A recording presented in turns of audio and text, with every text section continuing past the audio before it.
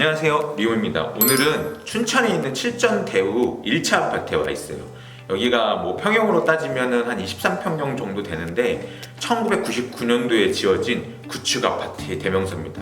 근데 층고가 저희가 이제 있는 곳이 14층인데 되게 좀 밝고 그다음에 주변 환경도 조용해서 살기에는 참 좋은 동네인 것 같습니다. 그래서 오늘은 차근차근히 보면서 이 칠전대우 아파트의 특징, 장점, 단점 뭐 이런 걸 한번 확인해 보도록 하겠습니다. 네, 현관을 들어오시면 이렇게 낮은 장과 그다음에 이쪽에 왼쪽에는 현관장으로 이렇게 만들어져 있어요. 예, 그다음에 여기 이제 중문이 지금 최초에는 없으니까 이런 식으로 돼 있고, 기존에 리모델링을 한번 하셔가지고 저기 보시면 천장 몰딩 같은 경우는 저렇게 이제 크라운 몰딩으로 약간 뭐 골드 느낌 나는 이런 걸로 몰딩을 진행하셨고, 그다음에 좌측편에 보시면 이제 싱크대도 여기 한번 하신 것 같아요. 싱크대가 설치가 돼 있고, 그다음에 이쪽 안에 보시면 이 안에 난방 건배기가 이렇게 설치가 돼 있습니다. 베란다로 가시면 이렇게 이제 가스 배관이 이쪽에 나와 있어서 이렇게 이제 베란다 안쪽에는 보일러가 이제 설치가 돼 있고, 그리고 예전에 한 아파트 치고는 이렇게 이제 단차이를 두어가지고 배수가 이제 뭐 세탁기를 온다거나 했을 때 역류하지 않게끔 이렇게 단차이를 두어서 시공이 되어 있습니다. 산 소화기도 이렇게 있고, 그다음에 이제 창호는 여기가 아직은 창호 리모델링을 안 해서 이렇게 알루미늄 창호로 되어 있는데, 이건 이제 저희가 나중에 리모델링을 할 때 한번 나중에 보여드리도록 하겠습니다. 창호가 어떻게 바뀌었는지. 그리고 바닥은 이렇게 이제 200각 타일로 깔려져 있고, 이렇게 이제 창호 밑에는 이렇게 걸레바지 형태로 타일을 싸가지고 마감을 했고요. 그다음에 이제 건너편에 보시면 기존에 이제 선반 형태로 이제 쓰셨던 건데, 여기 이제 수납 공간이 좀 부족하다 보니까 이런 이제 철제 선반으로 하셔가지고 공간 활용을 하셨던 것 같아요. 근데 저희도 이거 이제 다 철거한 다음에 이제 다양한 이제 수납 공간으로 활용하실 것 같고요.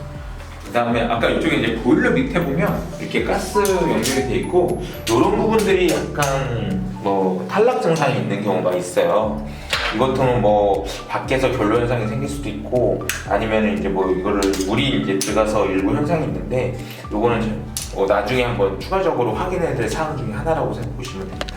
등 같은 경우에 이렇게 샹들레 같은 거 아니면 이런 모양에 있는 등을 많이 설치했는데, 이런 거 있으면 좀 약간 낮아 보이는 느낌도 있고, 그 다음에 이렇게 예전 같은 경우 모양을 주려고 데코 몰딩 같은 경우를 해가지고 이제 천장을 낮춰서 모양을 했는데, 요즘에는 뭐 다 민자로 만들어서 깔끔하게 하면은 더 넓어 보이는 효과도 있고, 이런 것들을 이제 할 수 있고, 그 다음에 이제 이런 데 간접등 3인치라든가 아니면 이런 것들을 박아서 간접적인 느낌을 살릴 수도 있으니까, 그 부분들을 참고하셔가지고 좀 넓어 보이고 좀 이렇게 깨끗해 보이고 이런 리모델링을 참고해서 하시면 될 것 같고요. 지금 이제 이런 공간이 있는데, 이런 이제 비디오폰의 공간을 뭐 빼고라도 나머지 부분들은 뭐 타일이나 아니면 뭐 MD로 해서 필름을 하던, 아니면 뭐 그 다른 그 마감재를 써서 할 때 좀 깔끔하지만 넓어 보이는 효과를 낼 수 있게끔. 이제 문을 한번 보여드릴게요. 문은 이게 이제 1999년도에 지어진 아파트들이잖아요. 근데 요 당시에 지었던 문들이 거의 모양이 이렇습니다. 네. 근데 요즘 또 트렌드가 아무것도 없는 무늬를 또 선호하는 추세고, 그 다음에 그런 것들이 좀 모던하게 만들기 때문에 요거는 과감히 철거를 하는 게 좋을 것 같고요. 그 다음에 여기 보시면 재료 분리대가 있어요. 재료 분리대가. 이게 왜냐면은 이쪽 바닥과 이쪽 바닥 단차이 때문에 생길 수도 있고, 아니면 마감재가 다를 때 쓸 수 있는데, 여기 같은 경우는 좀 약간 분리를 하시려고 해서 이런 마감재를 두셨던 것 같아요. 이것도 과감히 철거해서 하시는 것이 리모델링 할 때 이쁠 것 같고, 그 다음에 이런 몰딩들이 있습니다. 이 몰딩들이 약간 모양 있는 몰딩들인데, 이것도 이제 다 떼고 민자로 만들거나 아니면 그냥 일반 평몰딩으로 해야지만 좀 모던한 집이 나오지 않을까. 그런 거를 체크하시면 될 것 같고요. 그 다음에 여기도 이제 들어와 보시면 이 방 안에는 이제 과거에 붙박이장 형태의 문이 돼 있습니다. 이게 이제 슬라이딩으로 이렇게 두 짝으로 쓰셨던 것 같아요. 근데 한 짝은 사라졌네요. 제가 가져가진 않았는데, 깊이는 보시면 한 650 정도의 깊이가 되고 있고, 그 다음에 이제 이쪽 벽으로 이제 조적을 따서 이렇게 만들고, 그 다음에 이 안에서도 이쪽 안쪽으로 조금 들어가 있습니다. 이렇게. 그래서 뭐 한 280 80 정도가 이제 들어가 있는 공간으로 되어 있는데 여기를 이제 어떻게 할까 고민을 저희 많이 할 겁니다. 근데 정말 뭐 여단지로 문을 만들어서 여기 기존에 있는 행거 시스템으로 쓰셔도 될 것 같고, 그 다음에 아니면은 이 천장 이거 팔고 여기만 헐어서 붙박이장 형태로 들어가도 될 것 같고, 예. 근데 여기는 이 문을 그대로 사용해서 도어 형태로 만들고 이 안에는 탱거 시스템으로 만들 예정인 걸로 제가 알고 있는데, 여기는 아마 그렇게 만드는 거 나중에 보시면 어떻게 하는 거에 따라서 붙박이장 형태다 아니면 도어 형태다 이렇게 될 것 같습니다. 근데 여기 이제 벽을 보다 보니까 이제 이런 형태가 이제 누수의 흔적이 살짝 있었던 것이 보이는데, 이게 누수일 수도 있고 누수 아닐 수도 있어요. 여기 뭐 결로 현상이 생길 수도 있고 과거에 생겼던 것들이 이런 형태로 남을 수도 있는데, 요거는 이제 저희가 나중에 도배지 뜯어보고 바닥도 철거해 보면서 체크를 해보셔야 될 것 같고, 그리고 여기 보시자면 물 흔적 이렇게 있었던 게, 예, 요거는 이제 좀 체크가 필요할 부분이 있고, 뭐 크랙이나 이제 이런 것들이 되게 조심하셔야 된다고 말씀을 드렸는데, 여기 보시면 이렇게 떨어져 있습니다. 이제 외벽에서 크랙이 가가지고 물이 들어오거나 아니면 어떤 결로 현상이 생겨가지고 물이 타고 들어와서 이것들이 이제 기존에 있던 것들이 이제 뭐 미장을 한 것들이 탈락된 부분이에요. 이제 이런 것들은 나중에 이제 뭐 밖에서 크랙을 하는 실리콘 공사를 혹시 새로 해가지고 메꾸고 해야 되고, 안에서도 혹시 모르니까 방수 작업을 일부 하고 그 다음에 물이 새지 않게끔 조치를 한 다음에 세라믹 코트나 이런 걸로 칠하시면 될 것 같습니다. 그리고 여기 보시면 외벽에서 보시면 창호할 때나 아니면 이 창호를 재시공할 때 저런 부분을 최대한 우리 실리콘 쏠 때 가능한 부분까지 이제 덧붙여가지고 최대한 물이 안 들어오게 하는 것도 되게 중요한 부분이라고, 지시면 안 될 것 같고요. 이 부분도 꼭 작업을 한 다음에 페인트를 칠하시기 바랍니다. 여기는 이제 화장실입니다. 화장실은 예전 아파트들은 이제 이렇게 젠다이들을 통합형으로 썼었어요. 그리고 이제 물 이제 하는 거는 이제 이거는 뭐 변기를 한번 바꾸셨던 것 같지만, 원래 이제 여기다 이제 또 이런 것들을 해가지고 뭐 물을 한다거나 이렇게 쓰셨던 건데, 이것들은 이제 뭐 어떻게 도저히 저용할 수가 없습니다. 이거는 그래서 이것들은 모두 철거한 뒤에 이제 하셔야 되고, 그 다음에 나중에 이제 여기도 보시면은 보이지만 이렇게 물이 흘렀던 흔적이 있어요. 제가 볼 때는. 네. 이렇게 흔적이 있거든요. 이제 나중에 이거를 철거해 보고 이거를 잡으실 수도 있고 못 잡으실 수도 있으니까, 지금 상태로는 거의 다 말라 있어서 과거에 한번 윗집에서 샜던 흔적이 있어서 그 물이 타고 아까 그 벽 쪽에서 우리 화장실 반대편 벽 쪽에서도 흘러서 그런 현상이 생기지 않았나 싶기도 하고, 그 다음에 이제 나중에 욕조를 철거하고 나서 이제 공간이 최소한의 이제 우리가 이제 할 때는 2100 정도가 저희가 기본이라고 나오는데, 다행히 여기는 2200 정도가 나와요. 그래서 화장실을 우리 덧방 시공이라는 걸 해도 어느 정도 좀 공간이 확보될 수 있다는 거. 한 2100 이상 가지고 여기도 1500 이상 나오는 게 제일 좋은데 거의 딱 1500입니다. 1520 덧방 치고 하면은, 그 다음에 이제 화장실에서도 체크될 거는 이 문턱입니다. 여기 같은 경우는 다행히 깊이가 어느 정도 나와서 이 문을 다시 시킬 때 이 식기 부분을 좀 올린 다음에 그 다음에 덧방을 치면은 그래도 신발이나 슬리퍼들이 걸리지 않을 것 같아요. 근데 이런 부분들을 좀 미리 체크하셔가지고, 슬리퍼가 나는 건식으로 쓰면 상관없겠지만 걸리지 않게끔 하시려고 그러면 최대한 문턱을 올리는 방법도, 왜냐면 바닥을 낮추기 쉽지 않거든요. 덧붙이기 방식으로.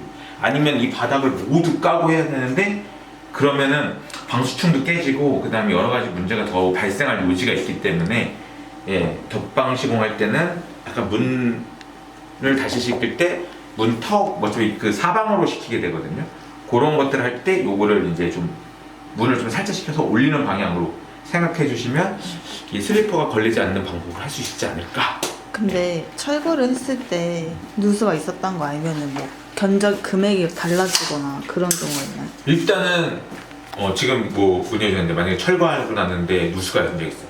근데 누수는 일단 윗집에서 해결이 될 문제라 윗집에서 먼저 해결을 한 뒤에 그 다음에 이제 저희가 공사 밑에서 확인을 해서 이제 누수가 발생 안 한다, 그때 공사를 하면 되는데, 이런 누수 때문에 이제 벽이 젖어 있다거나 아니면 추가적인 방수 공사를 해야 된다거나 아니면은 뭐 그거에 보강 작업을 해야 될 때는 금액이 좀 변동성이 있을 수도 있죠.